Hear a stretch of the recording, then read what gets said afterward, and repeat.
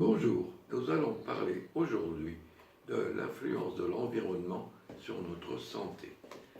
Par environnement, je n'entends pas bien sûr les problèmes environnementaux généraux tels que les pollutions électromagnétiques, les orages, etc., etc., etc. Mais je parle essentiellement de notre habitat et de notre lieu de travail et quels sont les problèmes qui peuvent exister à ce niveau. Il faut savoir qu'autrefois, avant de faire construire une maison, on faisait venir le magnétiseur du coin qui, avec son pendule ou ses baguettes, déterminait si l'endroit était favorable à la construction d'une maison. Maintenant, ces habitudes ont disparu et les architectes nous font souvent l'offre de dessins architecturaux particulièrement bizarres et offensants pour notre équilibre physique.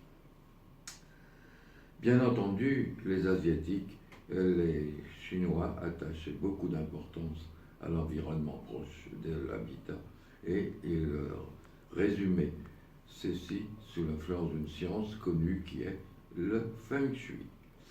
Alors, voyons maintenant quels sont les problèmes qu'il peut y avoir au niveau d'un habitat. Eh bien, tout d'abord, la nature du sol. Il est évident que si le sol est argileux, s'il est calcaire, s'il est granitique, eh bien, il peut y avoir des conséquences.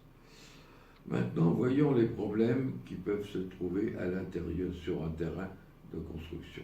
Tout d'abord, les failles.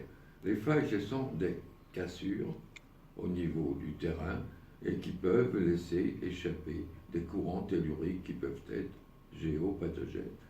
À côté des failles, bien sûr, nous avons l'eau souterraine, et cette eau souterraine peut souvent s'ajouter au problème des failles et générer des pathologies assez importantes, sans compter les mémoires que peut porter également l'eau pour se surajouter au problème. Bon, bien entendu, ces énergies, ces failles, cette eau souterraine, ne peuvent pas être détectées avec des appareils scientifiques. Ce serait possible, mais ça nécessiterait des appareils extrêmement importants et un laboratoire complet. À côté des failles et de l'eau souterraine, nous avons les courants telluriques, qui sont les courants Curie, que l'on trouve tous les 3,50 m à 7 mètres, et les courants de Hartmann. Ces courants peuvent être gênants et provoquer des désordres, surtout s'ils sont au niveau de votre lit. Donc ils sont à proscrire au niveau de votre chambre à coucher. Voilà. Alors bien sûr, il faut mesurer bien sûr le niveau vibratoire de votre maison.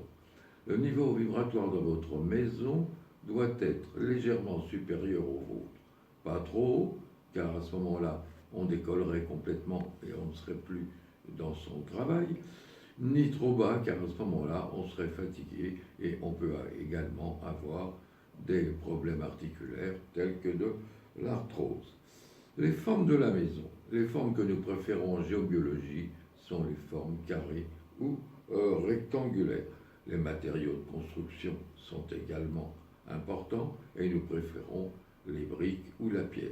Bien entendu, il faut se mettre au monde moderne et nous sommes obligés d'adopter le ciment.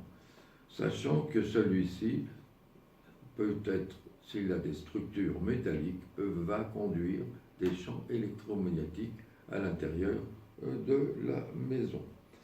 Alors, quels sont les